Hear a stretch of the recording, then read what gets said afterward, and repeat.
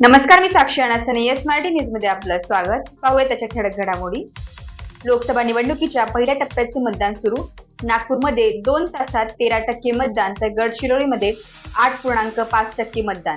देवेंद्र फडणवीस यांनी नागपुरात केले मतदान. आई आणि पत्नीने बजावला मतदानाचा हक्क. विश्वास आहे की निश्चित चांगलं मतदान होईल. या निवडणुकीत रेकॉर्ड ब्रेक मार्जिनने विजय होईल, असा विश्वास नितीन गडकरी यांनी व्यक्त केला.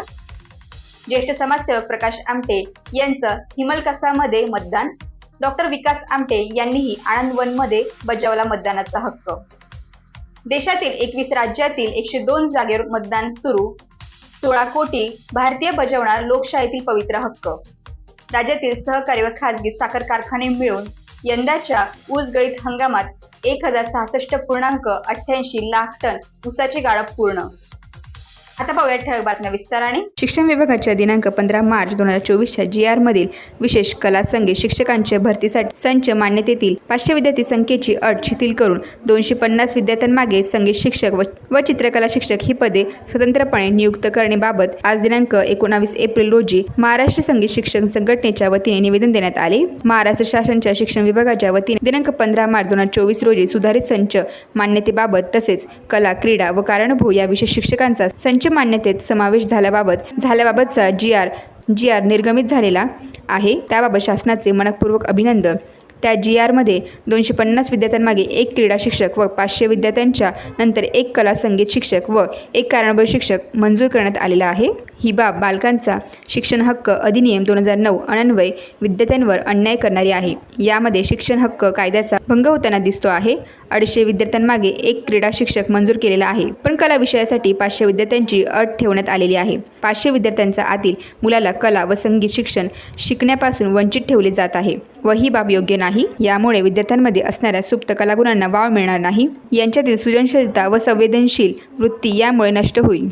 त्यांचा सर्वांगीण विकास थांबेल. परिणामी सुसंस्कृत व संवेदनशील सुजाण भारतीय नागरिक घडवण्याचे कार्य मंदावेल. म्हणून याबाबत आपण लक्ष घालून शासनाने दिनांक 15 मार्च 2024च्या पत्रातील कला संगीत शिक्षक नियुक्तीसाठी 500 विद्यार्थ्यांमागे 1 कला शिक्षक ही अट शिथिल करावी व 250 विद्यार्थ्यांमागे 1 संगीत शिक्षक व 1 चित्रकला शिक्षक स्वतंत्र मंजूर करावे, अशा आशयाचे निवेदन देण्यात आले. त्यावर राज्यातून आलेल्या संघटनेच्या पदाधिकाऱ्यांच्या सह्या करण्यात आल्या. चंद्रशेखर चिंचोले, अध्यक्ष, मुंबई. बाळासाहेब चव्हाण, हेमंत भगत, भाऊसाहेब लोखंडे, रवींद्र वाघमारे, परशुराम मुळे, अनिता सुळे, संगीता चव्हाण, सुनीता शिंदे, भैरवी कदम, शशिकांत अटक इत्यादी शिक्षक संघटनेच्या वतीने उपस्थित होते. संच मान्यतेमध्ये कला व संगीत शिक्षक भरतीसाठी असलेली 500 विद्यार्थी संख्येची अट काढून टाकण्यात यावी व शाळा तेथे संगीत शिक्षक नियुक्त करण्यात यावे. प्रत्येक शाळेत 250 विद्यार्थ्यांमागे 1 संगीत शिक्षक व 1 चित्रकला शिक्षक स्वतंत्रपणे नेमण्यात यावा. कला विषयातील गायन, वादन, नृत्य, नाट्य, चित्र, शिल्प हे 6 विषय वेगळे करून गायन, वादन, नृत्य, नाट्य असा संगीत विषय व चित्रशिल्प असा चित्रकला विषय स्वतंत्रपणे दर्शवण्यात यावे व त्यासाठी स्वतंत्र पदे असावीत व स्वतंत्र कारभार असावा. ज्याप्रमाणे 250 विद्यार्थ्यांमागे 1 क्रीडा शिक्षक मंजूर करण्यात आलेला आहे, त्याचप्रमाणे 250 विद्यार्थ्यांमागे 1 संगीत शिक्षक व 1 चित्रकला शिक्षक मंजूर करावा, जेणेकरून 500 पेक्षा कमी असणाऱ्या शाळांमधील विद्यार्थी संगीत व चित्रकला शिक्षणापासून वंचित राहणार नाही. संगीत शिक्षकांच्या जागा उपलब्ध होत नाही तोपर्यंत संगीत शिक्षकांच्या शिक्षकांना अतिरिक्त ठरविण्यात येऊ नये, अशा मागण्या करण्यात आलेल्या आहे. येस मराठीसाठी भाऊसाहेब लोखंडे, वडनेर, भैरव. DJ व वाद्यांच्या धांगडधिंगा यांना फाटा देऊन नवरदेवाला निरोप देण्याची पिंपळणारे ग्रामस्थांची अनोखी प्रथा. सर्वच गावांनी अनुकरण करण्याची गरज.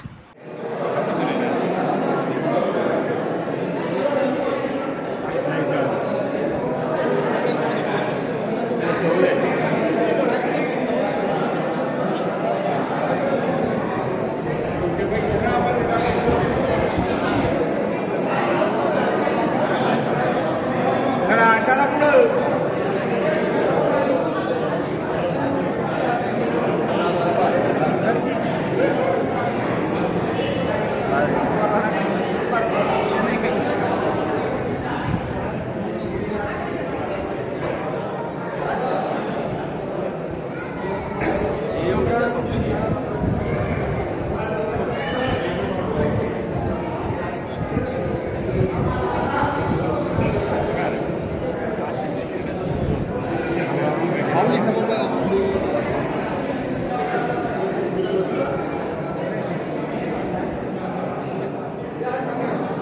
यस मराठीसाठी तालुका प्रतिनिधी सोनांबे.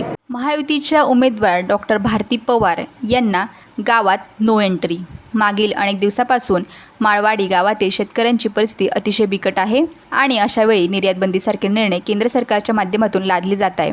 त्यामुळे शेतकरी पूर्णपणे अडचणीत आहे. म्हणून काही दिवसापूर्वी माळवाडी ग्रामस्थांनी गाव विक्रीसाठी काढले होते. संपूर्ण राज्याने त्यांची दखल घेतली, परंतु स्थानिक खासदार यांनी साधी गावाला भेट देऊन साधी शेतकऱ्यांची भूमिकाही समजून घेतली नाही. त्यामुळे माळवाडी ग्रामपंचायतीच्या माध्यमातून आम्ही ठराव करीत आहोत. ज्या लोकप्रतिनिधींना आमच्या शेतकऱ्यांची आवश्यकता नाही, आम्हालासुद्धा त्यांची गरज नाही. कृपया त्यांनी आमच्या माळवाडी गावात मतदान मागायला आमच्या गावात येऊ नये, असा ठराव गावातील ग्रामस्थ अलकाबाई पवार, तात्याभाऊ बदाने, हर्षाली बच्चाव, नेहा बागुल, प्रवीण गांगुर्डे, मयूर बागुल, हेमंत बागुल, गायत्री आहिरे, कल्पना शेवाळे या संपूर्ण ग्रामस्थांनी सर्वानुमते सहमत केला आहे. यस मराठीसाठी ब्युरो रिपोर्ट नाशिक. वलखेड येथे हरिनाम सप्ताहाची सुरुवात भक्तिमय वातावरणात. श्री क्षेत्र वलखेड तालुका दिंडोरी येथे सप्ताहाची सुरुवात अतिशय भक्तिमय वातावरणात कलशपूजन व विनापूजनाने झाली. येथील भारतीय आत्मोन्नती आणि विश्वशांती सद्गुरू सेवा मंडळ व समस्त ग्रामस्थ यांच्या विद्यमानाने सुरू असलेल्या अखंड हरिनाम सप्ताहाची सुरुवात अतिशय भक्तिमय वातावरणात होऊन कलशपूजन विनापूजनाने झाली. पहिल्या दिवसाची कीर्तन सेवा हरिभक्त पारायण बाळकृष्ण महाराज खांदे राहुरीकर यांनी आपल्या पवित्र वाणीतून ज्ञानामृत पाजून तृप्त केले. त्याबद्दल त्यांचे ग्रामस्थांच्या वतीने आभार मानण्यात आले. सप्ताहात नामवंत ज्ञानवंत महात्म्यांची हरिकीर्तने आयोजित केली आहे. फार महत्वाचं आहे. एर माते नेनोनी भजन, बरं का? एर माते नेनोनी भजन, मला न जाणता केलेलं भजन ते वायाची गा अण्याण, म्हणून कर्माचे डोळे ज्ञान ते निर्दोष होवाया. विठाल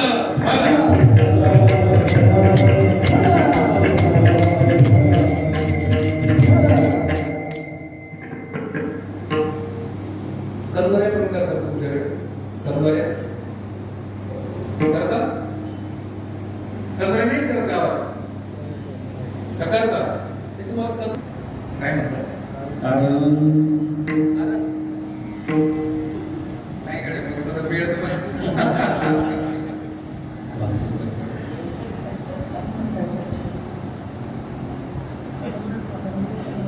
गावात पडलं काही दुकान नाही दिसले बरं का? तुम्ही म्हणाले गाव लहान आहे त्याच्यामुळे धंदा आणि जरा परंपरेचं गाव दिसतंय, धंदा चालला म्हणूनच गावाचं वर्णन आम्हाला काय सांगायची गरज नाही. गावातून वळलं दुकानं कशाची प्रार्थना राहतात काम वगैरे कळलं की नाही? आता तुम्हाला जत्रा झाली तुमच्या गावाची म्हणा, आम्ही पाहिलं ते आता.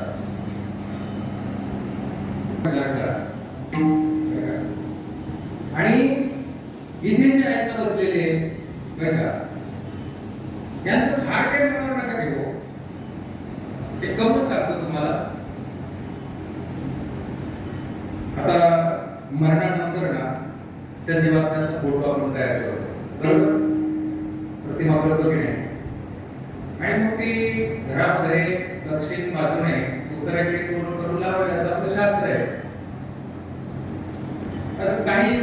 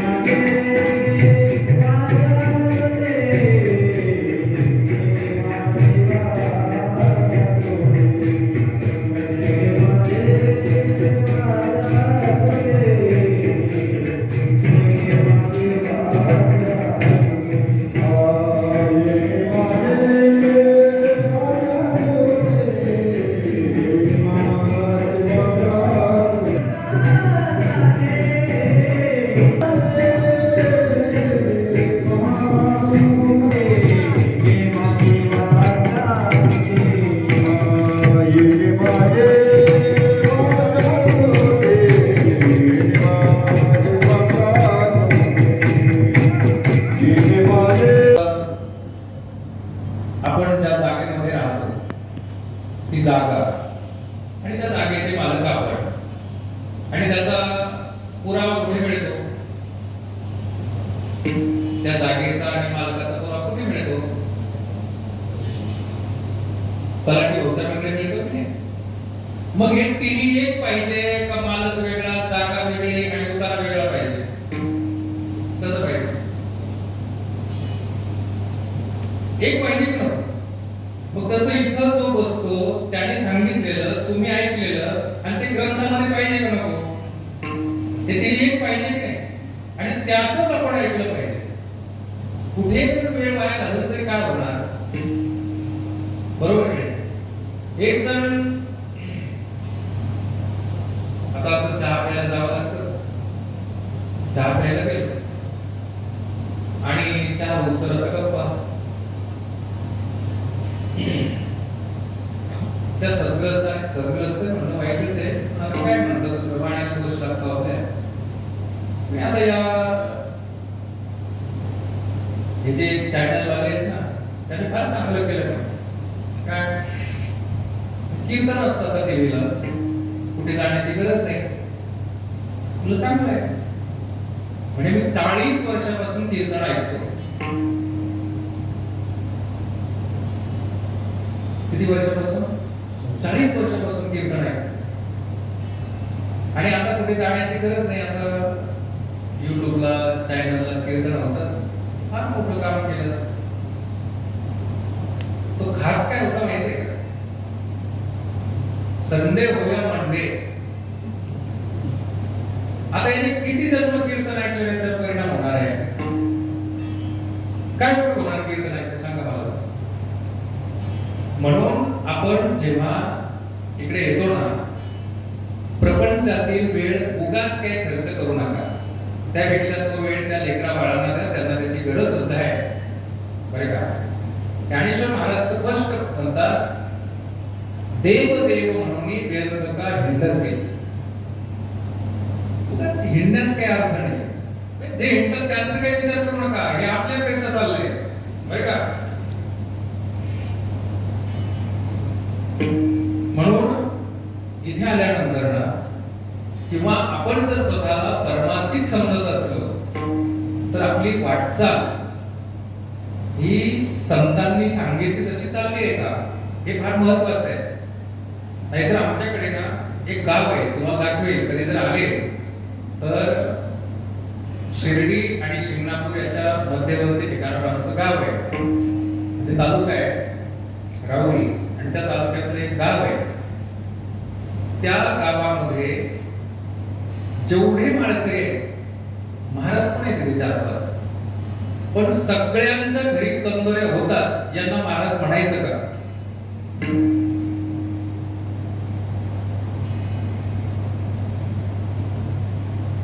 प्रत्येक माळकऱ्याच्या घरी असतात. आणि मी आपल्याला 25 वर्ष झाले असतील कदाचित. अजून पुन्हा काही त्या गावामध्ये मी गेलो नाही अजून, म्हणजे रस्त्यावर गाव आहे ते. पण असं स्वतःला फसू नका. मी त्यांच्या भेटीगाठी घेतल्या त्यावेळी त्यांना सांगितलंही, पहा तुम्हाला हे करायचंय ना, तुमचा सत्वाचा देव तर मी तर काय म्हणणार नाही, कारण ज्या देवाला असं लागतं त्याला काय देव म्हणणार. पण आहे का, तुम्ही स्वतःला फसवू नका देवदेवाच्या नावाने. म्हणून इथे आल्यानंतर ना असं ऐकायचं आहे ना, आता बघा जेव्हा 18वा अध्याय तुमचा सुरू होईल, माता वेळी बसलं तर पारणाला कोणी नाही. बसा, असला वेळ तर आज पहिला दिवस होता ना, 4 अध्याय झाले, किती बसले पारणाला? प्रवृत्त करा दुसऱ्यांना. एक असा अभंग आहे ना, समर्थाच्या पोटी आम्ही जन्मलो करंटे. जेव्हा भगवंताने अर्जुनाला विचारलं की अर्जुना, मी जे काही तुला सांगितलंय हे तुला कळलं का? 18व्या अध्यायामध्ये अर्जुनाने उत्तर दिले, तेव्हा गुंतलो होतो अर्जुना गुणे. बारकाईने होऊया का, इथपर्यंतचा प्रवास आहे आपला. गुंतलो होतो. येस मराठीसाठी नारायणराज गुरु, दिंडोरी.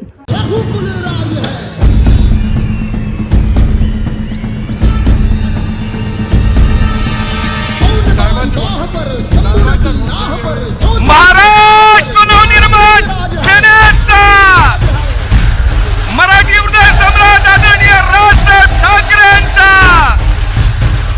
महाराष्ट्र नवनिर्माण सेनेचा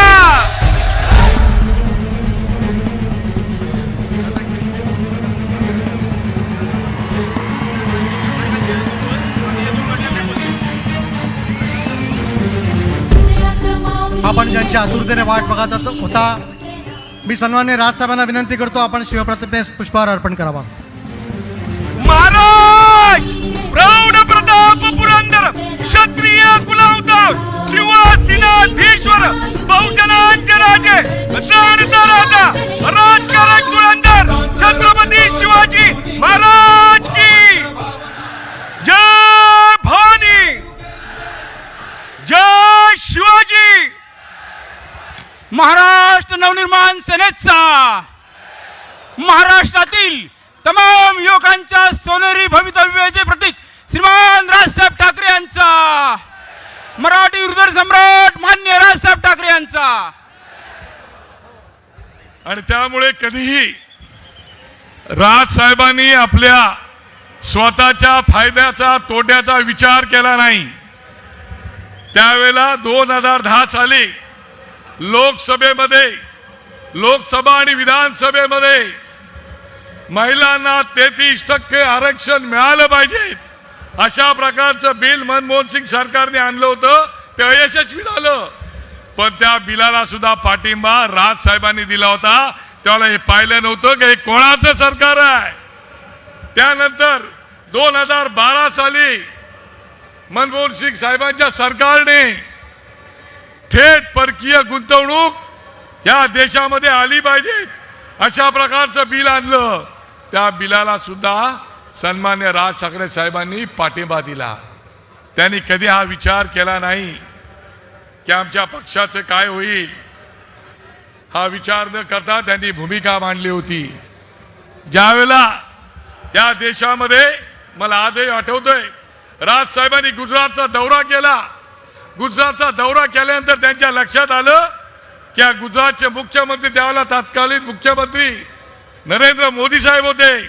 तेव्हा त्यांच्या लक्षात आलं की नरेंद्र मोदी साहेब या देशाचे पंतप्रधान झाले तर उत्तम होईल. आणि म्हणून त्यांनी अत्यंत स्पष्ट भूमिका त्यावेळेला मांडली. ज्यावेळेला त्यांना वाटलं काही चुकतंय त्यावेळेला त्यांनी लावरे व्हिडिओ दाखवून त्यांच्यावर टीका करायला सोडली नाही. पण त्याच्यानंतर ज्याला राम मंदिर झालं सीएए कायदा आणला त्याला सुद्धा पाठिंबा देण्याला राज ठाकरेंनी मागे पुढे पाहिलं नाही. आणि म्हणून स्वतःच्या फायद्या तोट्याचा विचार न करणारा नेता आहे. आणि म्हणून महाराष्ट्र आज साहेब तुमच्याकडे वाट पाहतोय की तुम्ही काय बोलणार आहात, काय भूमिका मांडणार आहात आणि आम्हाला काय संदेश देणार आहे.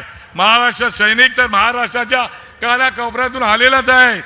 पण आपल्या सैनिकांच्या सोबत इतर पक्षाची लोक सुद्धा कानाकोपऱ्यातून लपून छपून ऐकताय की नक्की साहेब आता काय बोलणार, कोणाचं काय काढणार. कारण ते हास्य जत्रा असते ना टीव्हीवरती तशा त्या महाराष्ट्राची हास्य जत्रा झालेली आहे. आणि म्हणून मी साहेब तुम्हाला विनंती करतो तुमच्या आणि तुमच्या भक्तांच्या मध्ये मी जास्त वेळ थांबत नाही. मी शेवटचा बॅट्समन आपला पटकन आलो का 2च भाष्य ठेवली होती. तरी पण मी सन्मान्य राजसाहेबांना विनंती करतो की आपण आता आम्हाला सगळ्यांना मार्गदर्शन करा. धन्यवाद. जय हिंद जय महाराष्ट्र.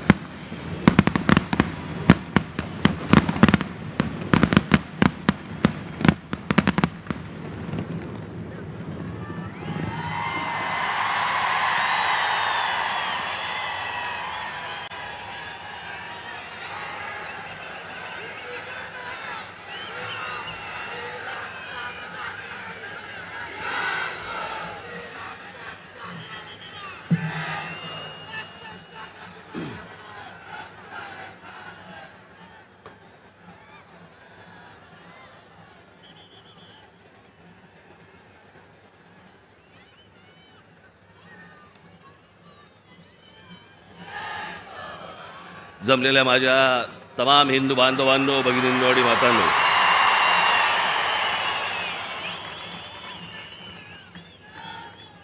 असं वाटतंय सभा सिमल्याला आहे.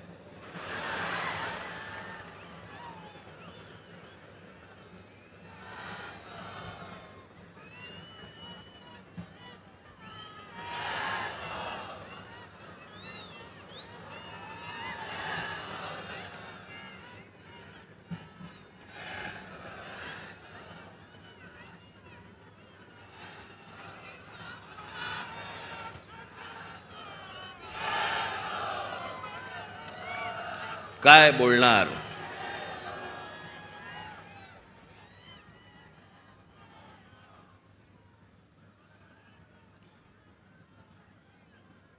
जवळपास 5 वर्षानंतर या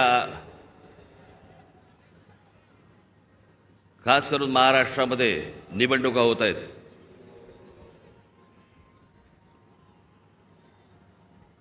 महानगरपालिकेच्या निवडणुका आत्ता होतील असं म्हणता अजूनही होत नाहीयेत.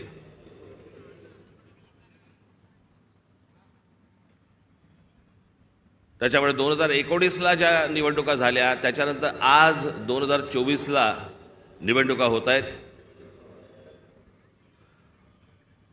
आणि सगळे आचारसंहितावाले सगळे जागे झालेत. काल मी एक बातमी वाचली की आचारसंहितेसाठी म्हणून, निवडणुकीसाठी म्हणून महानगरपालिकेची जेवढी हॉस्पिटल्स आहेत तिकडचे डॉक्टर्स आणि नर्सेस यांना निवडणुकीच्या कामावरती जुंपवलंय.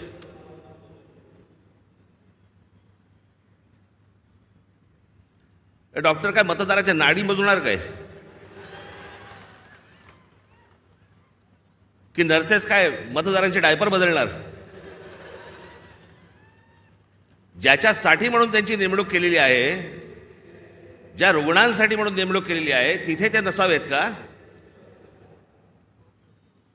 आणि निवडणुका होणार आहेत ही गोष्ट जर समजा निवडणूक आयोगाला माहिती असते ना प्रत्येक वेळेला,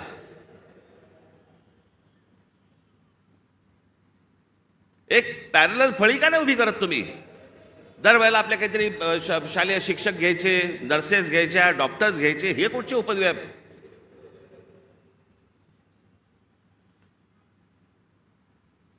मी आपल्याला आत्ताच सांगतोय, ज्या डॉक्टरांवरती आणि ज्या नर्सेसवरती ही निवडणुकीची जबाबदारी टाकलेली असेल तिथे त्यांनी जाऊ नये.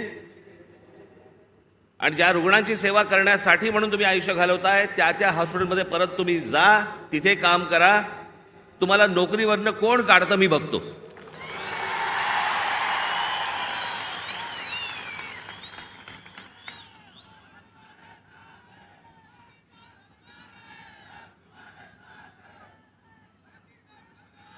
आज सगळेजण तुम्ही महाराष्ट्राच्या कानाकोपऱ्यातनं सर्वजण आलात. सर्वप्रथम मी आपल्या सर्वांना गुढीपाडव्याच्या मनपूर्वक शुभेच्छा देतो. आज सणासुदीचा दिवस असून देखील या अशा प्रकारच्या सभा नुसत्याच होत नसतात. त्याला एक पोलीस यंत्रणेवरती देखील एक ताण असतो. पण आपल्या सणासुदीच्या दिवशी सगळ्या गोष्टी बाजूला सारून अशा कामांना ज्यावेळेला पोलीस माझे सहकारी ज्यावेळेला जुंपलेले असतात त्या सर्व पोलीस अधिकाऱ्यांचे, माझे कॉन्स्टेबल माता भगिनी यांचे मी दिलगिरी व्यक्त करतो की त्यांना या सगळ्या याच्यामध्ये काम करावं लागतंय. पण तुम्हालाही मनपूर्वक गुढीपाडव्याच्या मनपूर्वक शुभेच्छा.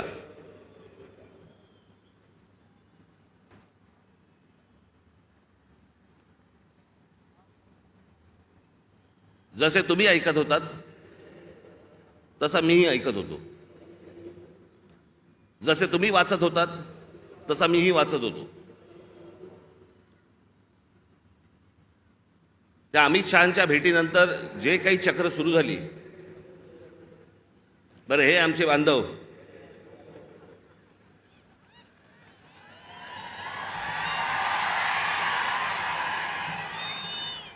त्यांचा काही दोष नाही, चॅनलवाले म्हणजे रोजची चॅनल्स, त्याला मी एक नाव ठेवलंय, आज मला असे वाटते. लोकांना विचारायला कशाला पाहिजे, राजकारणाला विचारायला कशाला पाहिजे, दे ठोकून आपली बातमी. वाटेल त्या बातम्या चालू होत्या, वाटेल त्या बातम्या. मी आपला एन्जॉय करत होतो. तुम्हाला काय बोलायचं ते बोला, मला जेव्हा बोलायचं तेव्हा मी बोलीन. त्या अमित शहांना भेटायला गेलो दिल्लीला.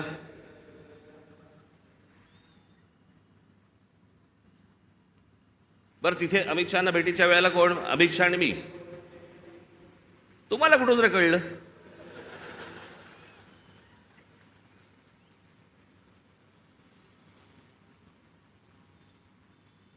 मी तिकडे दिल्लीला पोहोचलो काय, राज ठाकरेंना 12 तास थांबायची वेळ आली. अरे गधड्या, दुसऱ्या दिवशीची भेट होती. 12 तास थांबायची कुठून आली? आदल्या दिवशी पोहोचलो तिथं रात्री. त्यात थांबायचा काय विषय आला? पण हे थांबत नाहीत. मला असे वाटते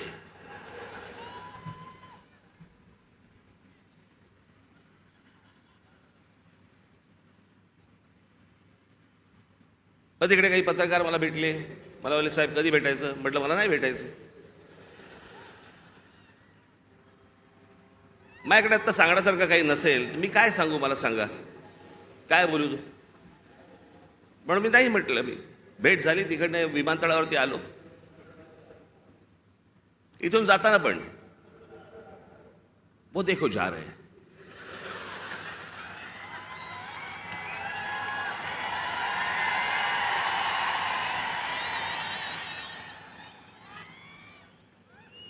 हल्ली हे असतात, पूर्वी ते आचारसंहितावाले असायचे, कुठेही कॅमेरा घेऊन जायचे. अहो, एके दिवशी मी बाथरूमला चाललो होतो. मी विनोदाने सांगत नाहीये, मी खरंच तो माझ्या मागे आला.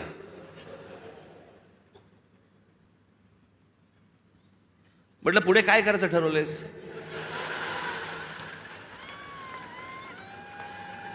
मी म्हटलं, आपलं आपणच करायचंय का आपण काही सहकार्य करणार आहात?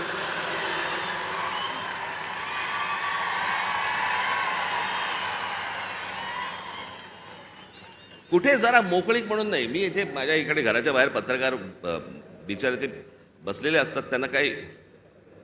मी म्हटलं, अरे एखादी गोष्ट ठरली, समजा निवडणुकीच्या संदर्भात ठरली, तर मी येऊन सांगीन ना, की लपून लपून निवडणुका लढीन. कोणाला सांगू नको, मतदारांना कळवू नको मी निवडणूक लढवतोय. म्हटलं, अरे जर समजा काही ठरलं तर पत्रकार परिषद घेईन, भाषण करीन, येऊन सांगीन की बाबा असं असं अशाच्या गोष्टी ठरल्या आहेत. मग त्यांच्या लक्षात आलं की आता अमित शहाच्या भेटीनंतर काय होत नाहीये, पुढे काय मिळत नाही आपल्याला. मग आपण तो एपिसोड कसा पुढे न्यायचा, मला असे वाटतेचा. मग राज ठाकरे शिंदेच्या शिवसेनेचे प्रमुख होणार. अरे मूर्खांनो, मला जर व्हायचं असतं तेव्हाच नसतो झालो.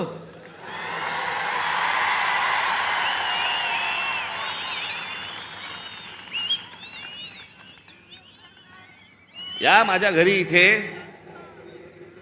जवळपास 32 आमदार, 6-7 खासदार, आपण एकत्र बाहेर पडू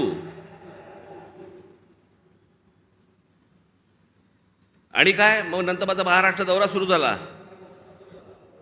तोपर्यंत इकडे सगळे काहीतरी बांधणी सुरू होती. मी आता काही नावं नाही घेत कोणाची. आणि ह्यांना वाटलं मी काँग्रेसमध्ये, ज्याला सत्ता होती त्यांची, जॉईन होणार बाकीच्यांसारखा.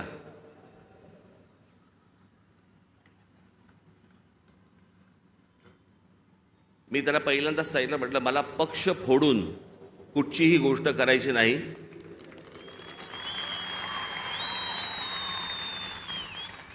आत्ता म्हटलं माझ्या मनात विचार नाहीये, पण जर उद्या जर समजा मी काही केलं, पाऊल उचललं, तर स्वतःचा राजकीय पक्ष काढीन, पण कोणाच्या हाताखाली काम करणार नाही. ही गोष्ट मी माझ्या मनाशी मी खुणगाटच बांधलेली होती. माननीय बाळासाहेब ठाकरे यांच्याशिवाय मी कोणाच्याही हाताखाली काम करणार नाही. तरी त्यातल्या त्या एकाला संधी दिली होती, समजलंच नाही.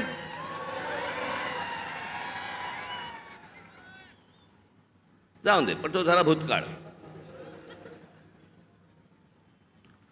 त्याच्यामुळे असल्या कोणत्याही गोष्टींवरती तुम्ही विश्वास ठेवू नका. मी कोणत्याही शिवसेनेचा प्रमुख अध्यक्ष काही होणार नाही. मी जे अपत्य जन्माला घातलेलं आहे महाराष्ट्र नवनिर्माण सेना, याचाच मी फक्त अध्यक्ष राहणार.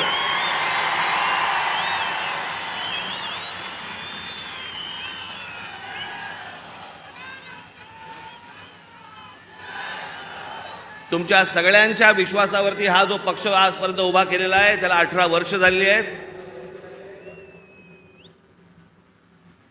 ही असली गोष्ट माझ्या मनाला शिवत देखील नाही. पण काय नाही, मी आपला हसत होतो, कारण त्यांचं काही करू शकत नाही आपण. आज मला असे वाटते, वेगवेगळ्या बातम्या, वेगवेगळ्या गोष्टी येत होत्या. मी खरं तर काही गोष्टी लिहून आणल्या होत्या तेव्हा. मग ते काहीतरी जागा वाटप,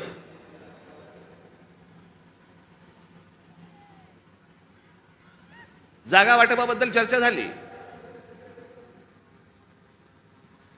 पण मी तुम्हाला खरं सांगू ना, मी शेवटचा जागा वाटपाच्या चर्चेला जो बसलो होतो 1995 साली, त्याच्यानंतर मी आजपर्यंत जागा वाटपाच्या चर्चेला मी कधी बसलो नाही. त्याच्यामुळे माझं टेम्परामेंटच नाही. 2 तू घे, 4 मला दे, मग ही नको, ती तू घे, तू ही घे, मग मला इथे सरकव, मग ह्याला इथे. मला ते जमत नाही, माझ्याकडनं होणार नाही, माझ्याकडनं जमणार नाही.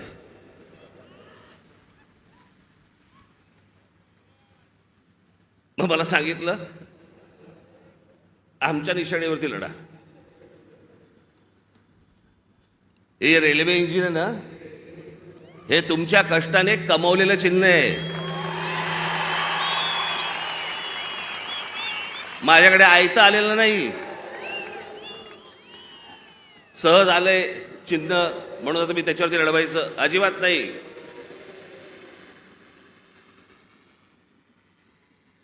चिन्हावरती कॉम्प्रोमाइज होणार नाही.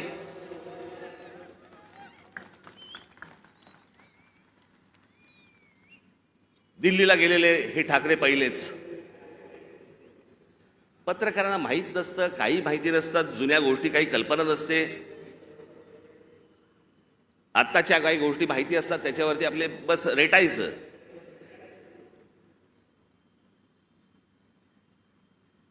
एकोणीसशे साली, मी तुम्हाला मुद्दामून सांगतो, 1980 साली माननीय बाळासाहेब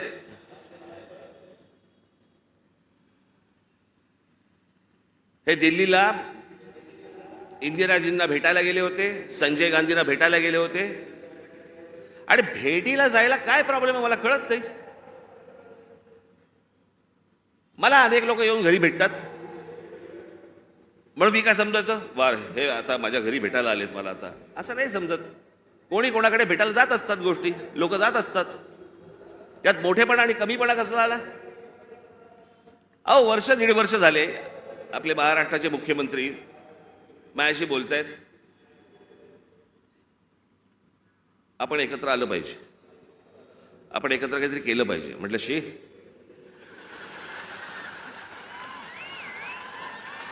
म्हटलं काय केलं पाहिजे?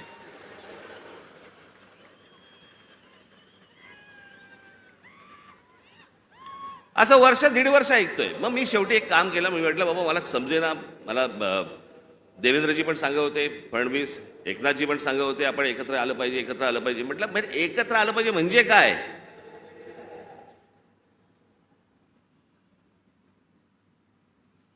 आणि मग त्याच्यात हे सगळे विषय निघाले. मग मी अमित शहांना फोन केला, म्हटलं मला जरा भेटायचं तुम्हाला. हे काय मला चाललंय मला समजत नाहीये. एकदा आपल्याशी बोलून मला काय नक्की ह्यांचं म्हणणं आहे ते मला एकदा कळलं पाहिजे.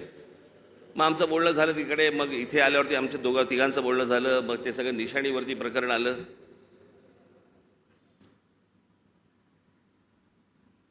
मग लगेच सुरू झाले एका भेटीत, एका दौऱ्यात. मग आता त्या लाव रे तो व्हिडिओचं काय होणार? मी तुम्हाला पहिली गोष्ट एक सांगतो, थोडीशी पार्श्वभूमी देतो. माझा जन्म ज्या घरात झाला त्या घरामध्ये शिवसेनेचा जन्म झाला.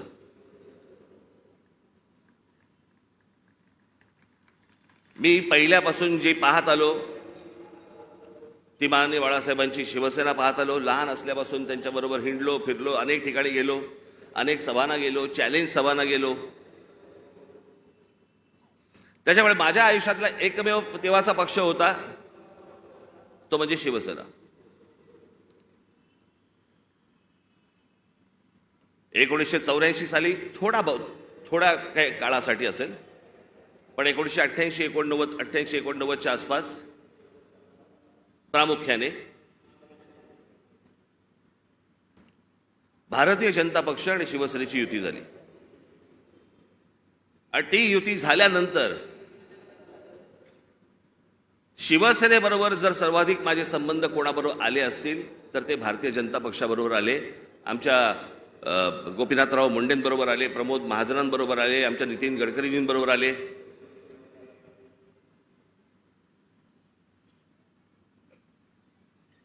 आणि ह्यांच्याबरोबरचे जे माझे संबंध होते हे राजकारणाच्या पलीकडचे पण होते.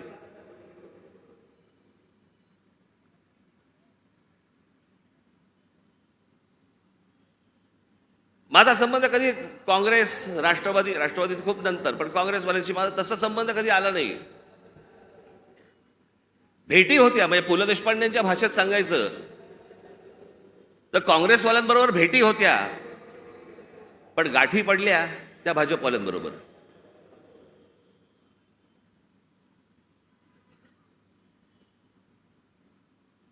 त्याच्यामुळे अनेक वेळेला त्यांच्याबरोबर माझे अगदी चांगले संबंध तेव्हापासून प्रस्थापित झाले. मग आमचे प्रमोदजी गेले, मग त्या दरम्यान मी गुजरात दौऱ्यावरती गेलो. नरेंद्र मोदी यांच्याबरोबर माझे संबंध प्रस्थापित झाले. मी गुजरात पाहिला, त्यावेळेला खूप चालू होतं की गुजरातमध्ये कशा प्रकारची प्रगती होते, कशा प्रकारची डेव्हलपमेंट होते.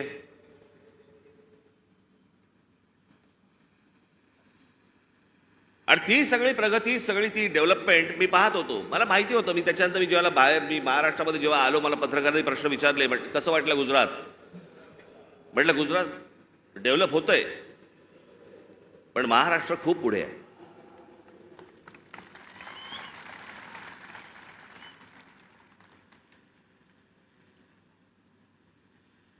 आणि मग त्यावेळेला ते जसे जसे त्यांच्याबरोबरचे संबंध माझे प्रस्थापित व्हायला लागले, एक वेळ आली या देशामध्ये हा राज ठाकरे पहिला माणूस होता ज्यांनी या देशाचे पंतप्रधान नरेंद्र मोदी व्हावेत असं बोलणारा पहिला माणूस मी होतो. त्यांच्याही पक्षातलं कोणी बोललं नव्हतं तोपर्यंत.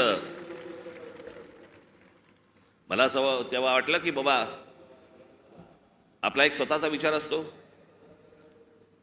त्याच्यात माणसं बोलत असतात, माणसं काही गोष्टी सांगत असतात, माणसं स्वप्न दाखवत असतात. स्वप्न सत्यामध्ये उतरावीत अशी प्रत्येकाची अपेक्षा असते, आशा असते. आणि मग ज्या वेळेला 2014ची निवडणूक झाली, 2014च्या निवडणुकीच्या अगोदर मी काही अनेक भाषणं त्यांची ऐकत होतो, आणि 2014ची निवडणूक झाल्यानंतर मला असं वाटलं, अरे मी जे ऐकत होतो ते आता मला या 5 वर्षात दिसत नाहीये. काहीतरी वेगळ्याच गोष्टी दिसत आहेत. नोटबंदी काय दिसते, बुलेट ट्रेन काय दिसते. मी तुम्हाला आजही सांगतो, ज्या गोष्टी मला पटलेल्या नाहीत त्या मला पटलेल्या नाहीत. उद्या कितीही संबंध परत चांगले झाले किंवा नाही झाले तरी ज्या गोष्टी मला चांगल्या वाटल्या स्वागत करणार, ज्या गोष्टी नाही पटल्या विरोध करणार. आणि ज्या माणसावरती सर्वाधिक विश्वास असतो, 30 वर्षानंतर राजीव गांधींची सत्ता आली होती 1984 साली, त्याच्यानंतर 20-30 वर्षानंतर एका माणसाच्या हातात या देशाचं बहुमत आलं. मी विचार करतो या देशाचं काय काय गोष्टी होऊ शकतात, काय काय गोष्टी घडू शकतात.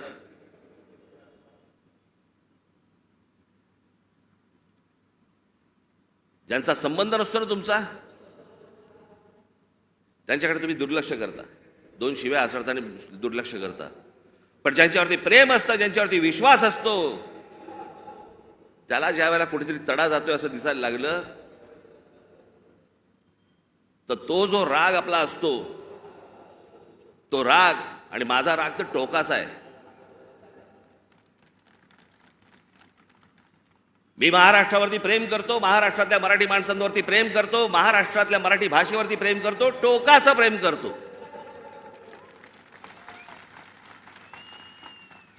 तसं एखाद्यावरती मी जर विश्वास टाकला तर मी टोकाचं प्रेम करतो.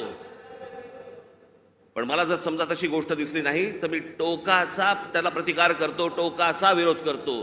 तो टोकाचा विरोध तो 2019 सालच्या माझ्या त्या लाव रे तो व्हिडिओचं काय त्याला कोणीतरी टॅगलाईन दिली, लाव रे तो व्हिडिओ. पण त्या सगळ्या गोष्टींमध्ये ती गोष्ट तुम्हाला दिसली असेल. होय, टोकाचा विरोध केला मी. पण ज्या ज्या वेळेला त्यांच्याकडनं चांगल्या गोष्टी ज्याला घडल्या, 370 कलम ज्याला रद्द झालं, त्यावेळेला अभिनंदन करणारं पहिलं ट्विट माझं होतं.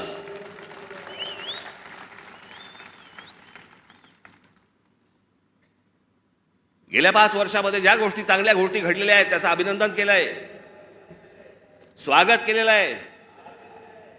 एनआरसीच्या बाजूने मोर्चा काढलेला आहे. जी गोष्ट योग्य ती योग्य, जी गोष्ट अयोग्य अयोग्य. या देशाने अमिताभ बच्चन यांच्यावरती प्रेम केलं, मीही प्रेम केलं. पण ज्या वेळेला एक माणूस, ज्या वेळेला मला असं वाटायला लागलं की अरे एका प्रांताचा विचार करतोय, मला नाही पटलं. पण त्या सगळ्या गोष्टींमध्ये जर समजा तुम्ही बघितलं तर त्याच्यामध्ये व्यक्तिगत टीका कुठेही नव्हती.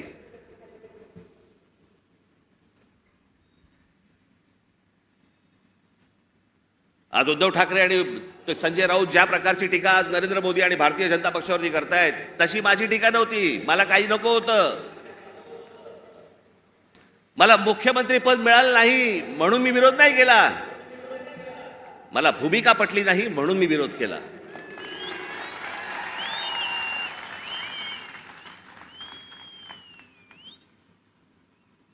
आज हे विरोधामध्ये बोलतायत. मग ज्या वेळेला मी बोलत होतो त्यावेळेला खिशातले राजीनामे बाहेर काढून माझ्याबरोबर का नाही आलात? त्यावेळेला सत्तेत मिळणारा मलिदा चाटत बसले होते ना.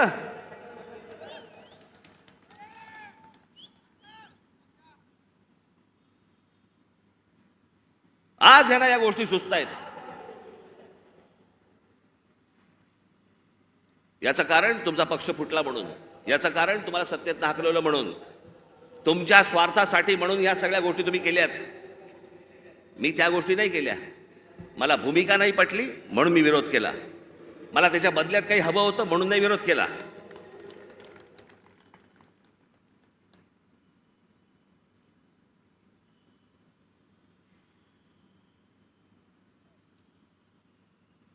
मी आज काही तुमच्यासमोर फार लंब चौडं काहीतरी बोलायला आलो नाहीये. तुमच्या ज्या काय अपेक्षा आहेत, तुम्हाला काय हवंय ते सांगण्यासाठी आणि मांडण्यासाठी म्हणून मी तुमच्या समोर आलोय आज.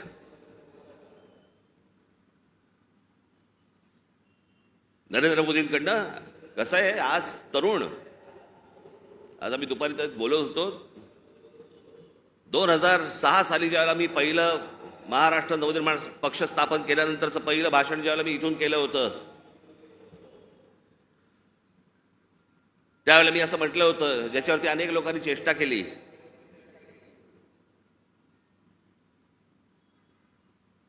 मी म्हटलं होतं की माझ्या महाराष्ट्रामधला शेतकरी हा जीन्स घालून ट्रॅक्टरवरती बसलेला मला शेतकरी मला अपेक्षित आहे, हवा आहे भविष्यात.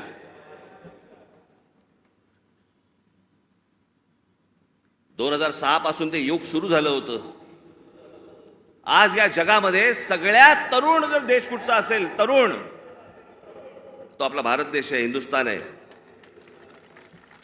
सर्वाधिक तरुण ना अमेरिका आहे, ना जपान आहे, ना अजून कुठचा देश आहे. आज फक्त भारत तरुण आहे.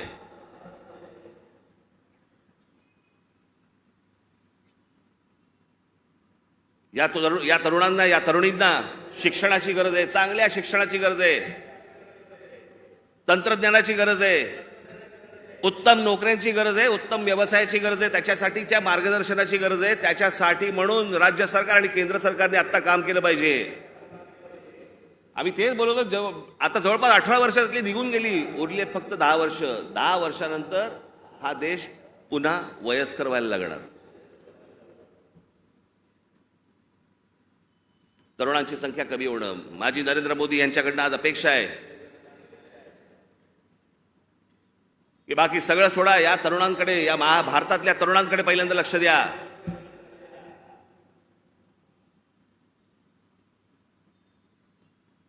हेच ते फ्युचर आहे, हेच ते भविष्य आहे.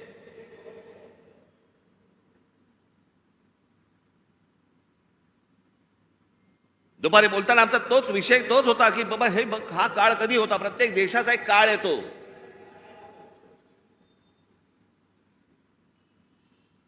जसं जपानमध्ये एक काळ आला. जपानमध्ये ज्यावेळेला काळ आला त्यावेळेला तिकडे त्या अनेक कंपन्या उभ्या राहिल्या, सोनी पासून होंडा पासून काय काय अनेक गोष्टी सगळ्या उभ्या राहिल्या.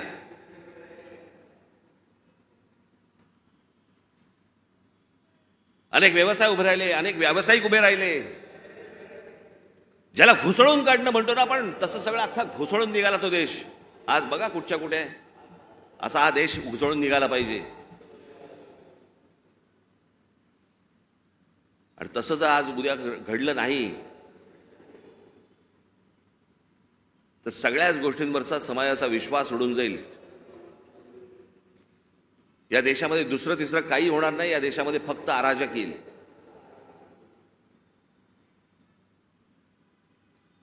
जर नोकऱ्या उपलब्ध झाल्या नाहीत, जर व्यवसाय उपलब्ध झाले नाहीत, लोकसभेमध्ये सांगितलं गेलं की या देशामध्ये जवळपास 6 लाख उद्योगपती व्यापारी हे हा देश सोडून गेले. 6 लाखाचा अर्थ काय होतो? हा तर अधिकृत आकडा आला आपल्याकडे, पण हे यापुढे होता कामा नये. या देशातल्या तरुणांकडे पाहणं गरजेचं आहे. महाराष्ट्र ज्या प्रकारचा कर भरतो केंद्राला, त्याच्या मोबदल्यात महाराष्ट्राला मोठा वाटा हा महाराष्ट्राला आला पाहिजे. याच्यासाठी म्हणून आज नरेंद्र मोदींकडनं माझी अपेक्षा आहे.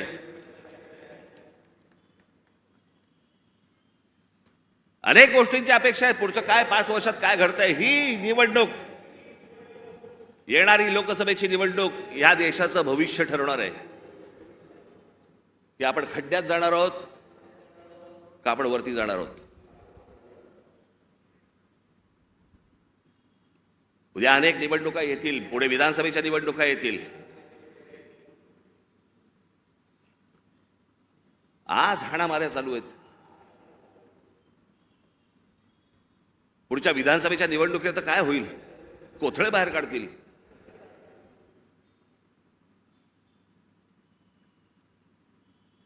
याचं कारण मी मागच्या तुम्हाला आठवतं, मी बोललो होतो तुम्हाला इथेच गेल्या वर्षीच्या सभेमध्ये का त्याच्या गेल्या वर्षी सभेमध्ये तर आठवत नाही.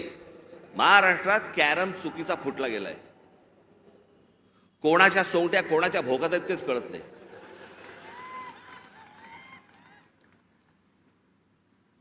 माणूस राजकारणातला आला की विचारावं लागतं कोणत्या पक्षात. मध्यंतरी मी आपल्या पुण्याला गेलो होतो नाट्य संमेलनाला. तिकडे 5 जण मला भेटायला आले, नगरसेवक होते राष्ट्रवादीचे. मला बोलले नमस्कार साहेब. म्हटलं नमस्कार, आम्ही राष्ट्रवादीचे नगरसेवक. म्हटलं कोणाचे? त्यातले 3 बोलले आम्ही दादाचे, 2 बोलले आम्ही शरद पवारांचे. अशी सगळी परिस्थिती या महाराष्ट्राची झालेली आहे. या महाराष्ट्रातनं पुढे जाताना आपल्याला मार्ग शोधायचा आहे, आपल्याला मार्ग काढायचा आहे. माझ्या महाराष्ट्र सैनिकांवरती विश्वास आहे. आपण योग्य मार्ग आपण या महाराष्ट्राला दाखवू, निश्चित दाखवू. पण माझी महाराष्ट्राकडनं देखील अपेक्षा आहे, माझ्या महाराष्ट्रातल्या मतदारांना देखील अपेक्षा आहे, माझी अपेक्षा आहे त्यांच्याकडनं. कृपा करून व्यभिचाराला राजमान्यता देऊ नका. ज्या प्रकारचं राजकारण या महाराष्ट्रामध्ये सुरू आहे याला राजमान्यता जर समजा पुढे मिळत गेली, पुढचे दिवस भीषण आहेत.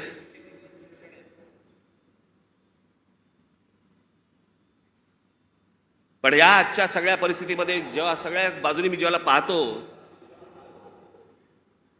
त्यावेळेला मला असं वाटतं की आज किमान पुढच्या 5 वर्षांसाठी देखील विषय आपल्याला पुढच्या 50-100 वर्षांचा करायचा असतो.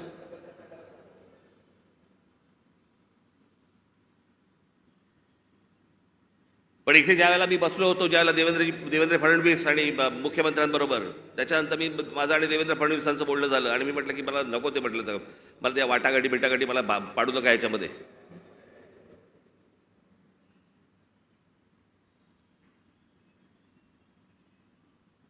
मी म्हटलं तुम्हाला मी आज सांगतो, म्हटलं त्या राज्यसभाही नको आणि ती विधान परिषदही नको.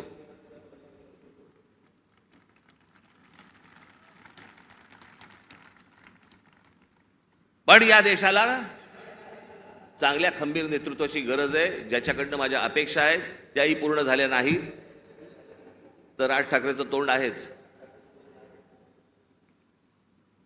पण या पुढच्या काही भवितव्यासाठी म्हणून खंबीर नेतृत्वाची गरज असताना म्हणून मी त्यांना सांगितलं मला काही अपेक्षा नाही आहेत. महाराष्ट्र नवनिर्माण सेना, भारतीय जनता पक्ष, शिवसेना आणि एनसीपी, परंतु फक्त नरेंद्र मोदींसाठी बिनशर्त पाठिंबा देत आहे हे मी आज आपल्या समोर सगळ्यांसमोर जाहीर करतो. आणि माझ्या गावागावातनं सगळ्या महाराष्ट्रामधनं आलेल्या माझ्या सर्व महाराष्ट्र सैनिकांना मला फक्त एकच सांगायचं आहे, विधानसभेच्या तयारीला लागा, जोरात विधानसभेच्या तयारीला लागा. पुढच्या गोष्टी पुढे आपण कसलाही विचार न करता आत्ता बांधणीचा विचार केला पाहिजे आपण. आणि त्याच्यासाठी म्हणून मी तुम्हाला महाराष्ट्रभर सगळ्या ठिकाणी भेटण्यासाठी लवकरच आपल्यासमोर येत आहे. आज जे काही मला मांडायचं होतं हे आपल्यासमोर आज मांडलेलं आहे. उद्या अजून जर समजा समोरच्यांची पकपक झाली तर अजून माझी दारं खिडक्या उघड्या करायला तोंडाच्या मी मोकळा आहे. आपण निश्चिंत राहा, जिथून आलेला आहात तिथून व्यवस्थित जा. जाताना आपण व्यवस्थित गाडीने ज्या आलेला आहात गाड्या नीट सांभाळून चालवा. घरचे लोक आपली वाट पाहत असतील. पुन्हा एकदा मी आपल्याला सर्वांना मी गुढीपाडव्याच्या मनपूर्वक शुभेच्छा देतो आणि आपणा सर्वांची मी रजा घेतो. धन्यवाद. जय हिंद, जय महाराष्ट्र. धन्यवाद राजसाहेब. प्रथेप्रमाणे माहीम विधानसभेचे सर्व आपले महाराष्ट्र सैनिक आपला सन्मान करतील. शाल, श्रीफळ आणि मंगल कलश देऊन आज गुढीपाडव्याच्या शुभदिनी आपला सत्कार करतील. सन्माननीय राजसाहेब ठाकरे यांचा, महाराष्ट्र नवनिर्माण सेनेचा,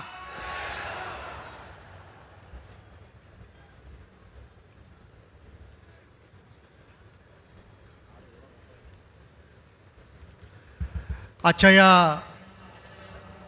गुढीपाडव्याच्या सभेची सांगता राष्ट्रगीताने होईल.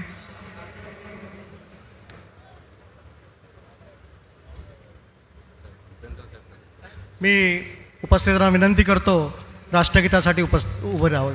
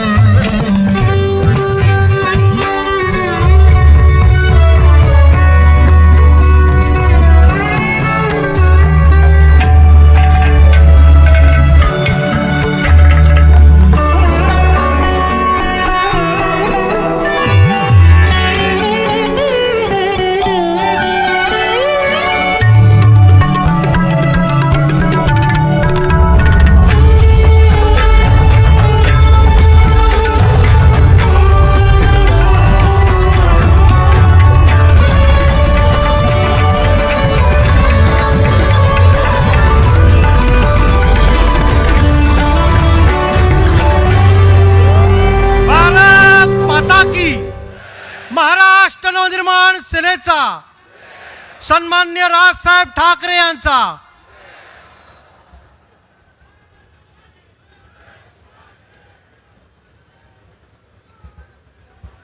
सातारा जिल्ह्यामधून जे महाराष्ट्र सैनिक आले आहेत त्यांच्या भोजनाची व्यवस्था मानखुर्द येथे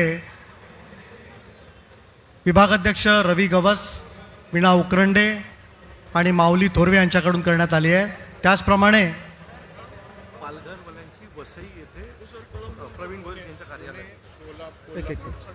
पुणे, पश्चिम महाराष्ट्रातील पुणे, सोलापूर, सांगली आणि कोल्हापूर या जिल्ह्यातील महाराष्ट्र सैनिकांची भोजनाची व्यवस्था कळंबोली येथे मॅकडोनाल्ड्सच्या मागे करण्यात आलेली आहे. अशाच प्रकारच्या ताज्या घडामोडींसाठी येस मराठी न्यूज यूट्यूब चॅनलला शेअर करा, सबस्क्राईब करा, लाईक करा आणि पाहत राहा येस मराठी न्यूज.